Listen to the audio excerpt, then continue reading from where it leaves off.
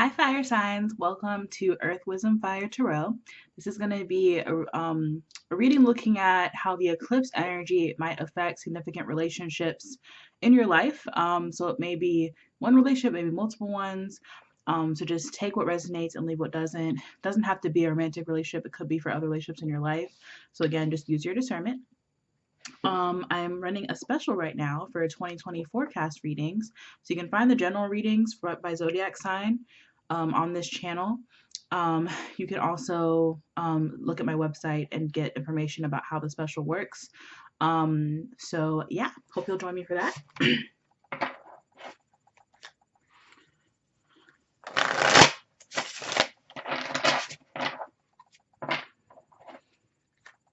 I also put up a collective reading for the eclipse on my Simone Ascending channel. So check that out if you'd like.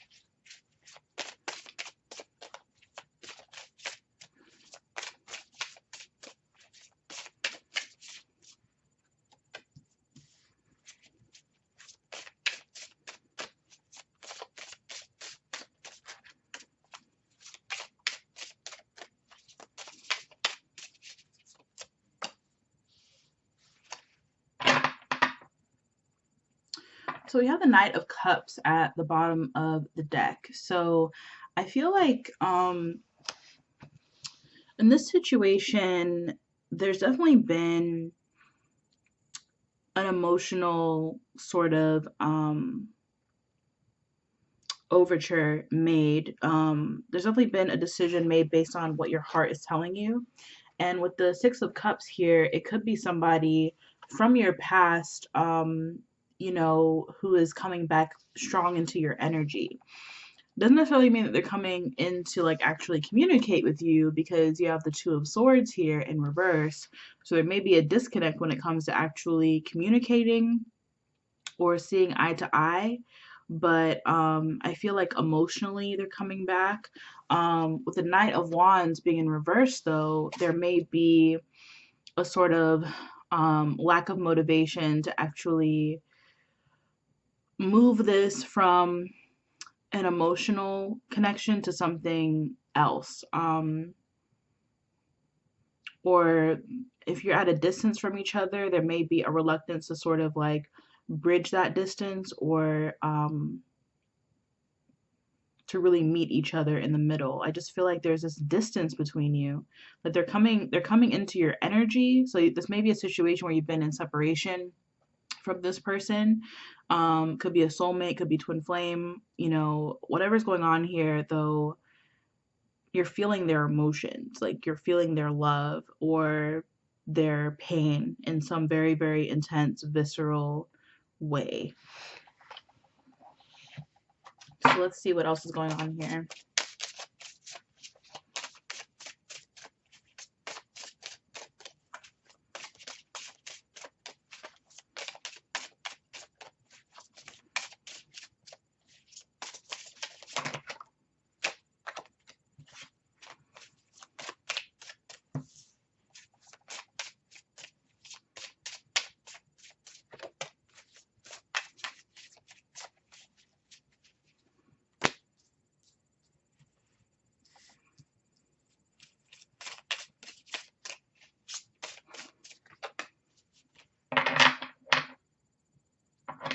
So the bottom of the deck is the Two of Pentacles. So the eclipse, I feel like, is forcing you to make some sort of choice here. I feel like either you or this other person has to make some sort of choice.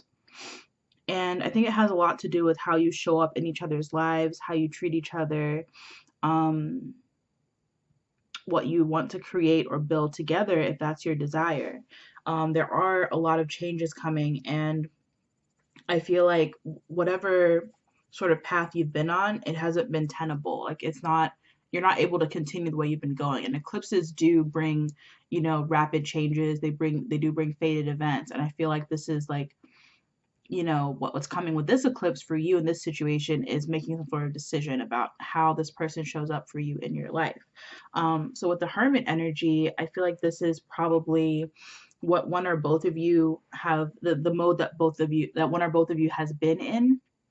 And that's why there's been a lack of communication, because one of you or both of you have been inaccessible, have been unwilling to communicate with the outside world because you have to deal with something internally, which is very good and very healthy. And I feel like it's actually a solid start to whatever sort of negotiation process there may be going on here. For when it's like you're preparing for when this person does come back into your life physically. So with the Empress card in reverse, it's very, very important for you to be clear on what it is that you want with the Hermit energy. But don't forget, if you're harboring any sort of self-worth issues or you've dealt with self-worth issues in the past, you need to really, truly believe that you deserve the best. And you need to demand respect. If this person has disrespected you in the past, which I'm actually getting the sense that may be what happened here, they may have been, overly focused on maybe the sexual aspect of your connection or some sort of superficial aspect of your relationship. It wasn't a sexual relationship. It just feels like they weren't really on the same vibration as you. They weren't on the same page as you about how profound or how important this relationship was. And I feel like that's shifting and that's changing, and there does need to be a reckoning. So with the Knight of Swords being in reverse, I feel like it's about not rushing to make any kind of decisions, and not rushing to speak before you actually have everything sorted out internally. So this is about not, taking any sort of intuitive insights or mental insights that come through during this time in order to base your action. You need to give it some more time to breathe, like give your sort of like mental you know assessment of this situation some time.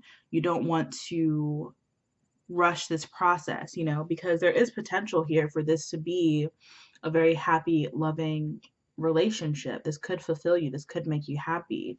But if there's any chance that it won't, you have to be very, very clear on what will, so that the universe is clear on the direction that you're headed in, and this other person can feel that energetically. I feel like a lot of what's happening here is an energetic shift. You have to really get your own energy right in order for things to settle down and settle into a new phase, a new cycle, a new beginning. So with this Three of Cups, I feel like, when it does come time for you to come back together, I think it will be something worth celebrating. And you may decide that you need to take things slow when it comes to sort of opening up again, like your heart emotionally. I feel like they're coming into your energy very, very strong, you know, and at first, I think it's a little bit unwelcome, or it's a little bit just kind of like shocking and jarring. Um, but over time, I think that you'll sort of let them in. And if you need to start slow, like as friends, if this was like a previous relationship, maybe where you did have sexual feelings for each other, I feel like instead of jumping right into that, I think that you're going to take a step back and just really establish a real, true friendship and really be there for each other and love on each other that way before moving on to something else. And I feel like this High Priestess in reverse is actually the end of that sort of communicative stalemate. So this is like, really keeping your mouth shut, like, keeping everything to yourself. I think there's an opening up of this, and there's like you're no longer needing to be totally passive. Like you're not gonna have to hold yourself back anymore, for what you perceive to be the greater good, or, to just let this other person come to you. I think that you're just going to kind of relax on that whole process, and things are going to evolve the way that they're supposed to, like very, you know, um, just very easily. Like this is a relationship that doesn't necessarily need to end.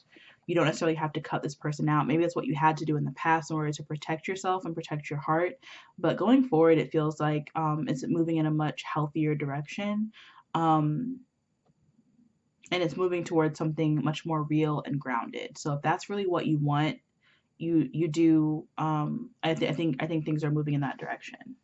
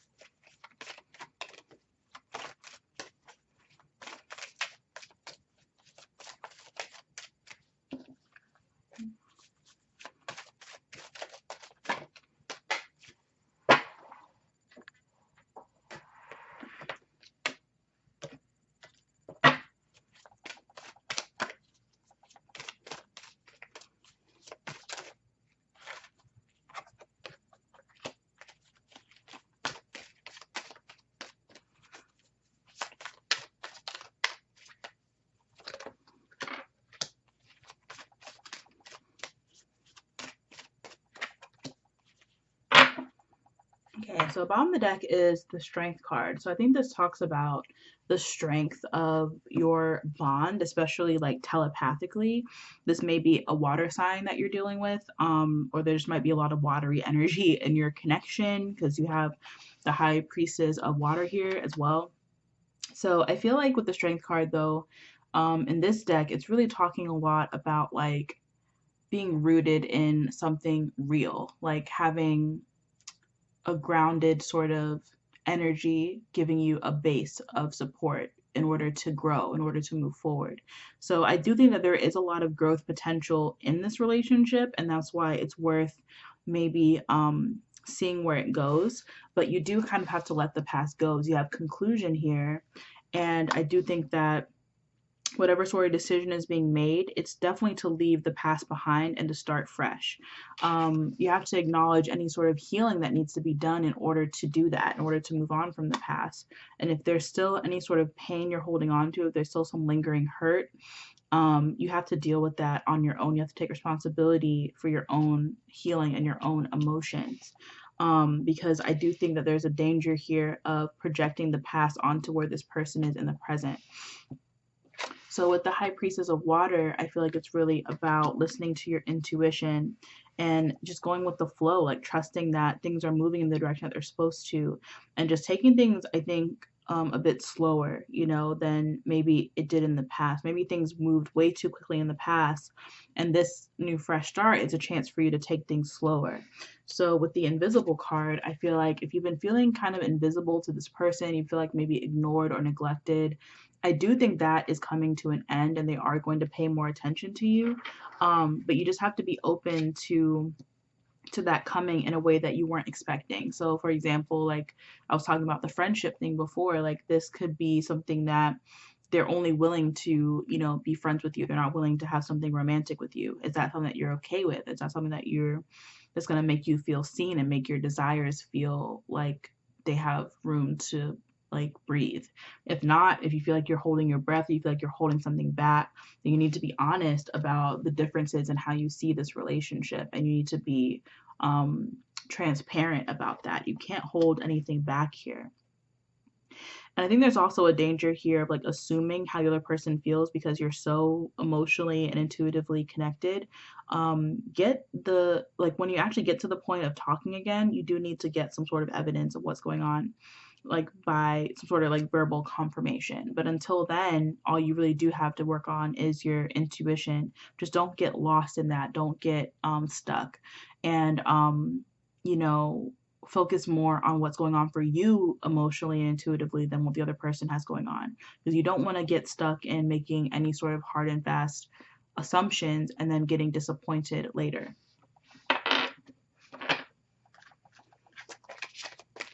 There's a definite need to be grounded in reality here.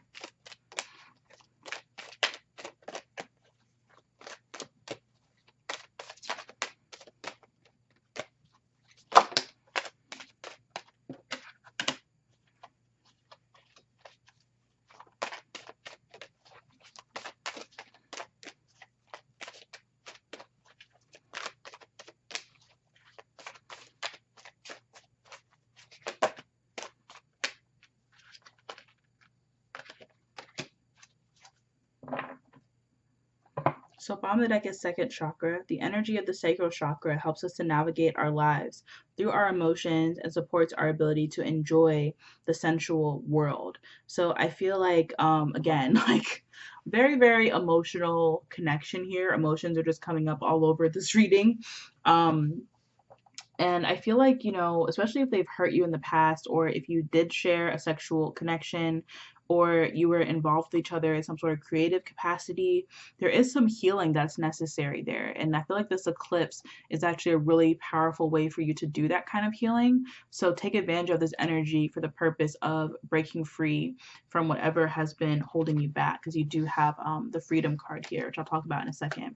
So we have joy, one of my favorite cards. The energy of joy activates our feelings of happiness and well being and supports a high vibrational frequency in our being. So, this is like, what's possible here with the 10 of cups being in reverse. It feels like maybe right now it's sort of out of reach. Maybe it's hard for you to imagine feeling joy during this situation, but I'm here to tell you that it's totally possible. Anything is possible, but again, there's a difference between having faith and trust that something good is coming and that something is meant for you, and having expectations that one specific person is going to fulfill those things for you. So you are walking a fine line here, and you need to sort of stay grounded in order to be able to do that.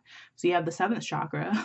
So you have the energy of the crown chakra supports our feeling of being connected to a higher power and part of a larger whole. So while we're being really grounded into Mother Earth, we're also, exploring our connection to the divine. And that's why this connection, I think, has so much potential for growth, because it does feel like there's this potential to really um have a really intense awakening, like have a spiritual awakening, like come into your gifts, things like that. This person feels like a catalyst for those kinds of things. Really, like, taking a deep dive into your intuition. So the seventh chakra is sort of like, who you are as an individual, connecting to like the divine. So you have freedom here. The energy of freedom supports our sense of limitless possibility and potential, boundless expression, and bold exploration. So it's about not holding yourself back any longer. This is about, real true love being about freedom. And if this connection, is moving in that direction towards freedom, go there, trust it, like really, really trust it.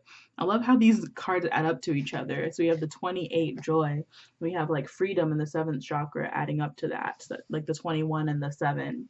So I just love that connection, because it just feels like, there are a lot of twos throughout this reading as well. And I feel like that means that this person is really meant to be in your life. This relationship is a major catalyst for growth. And if you allow it to teach you the lesson that it's meant to teach you, you will come out the other side of this much freer and in a very high vibration. So don't hold yourself back, and really dream about the endless possibilities that are meant for you, or that are possible for you, and just trust that whatever's meant for you is coming. So I hope this helps. Thank you so much. Please like, share, comment, and subscribe. Definitely subscribe to my new channel. It'll really help, as I'm starting out here.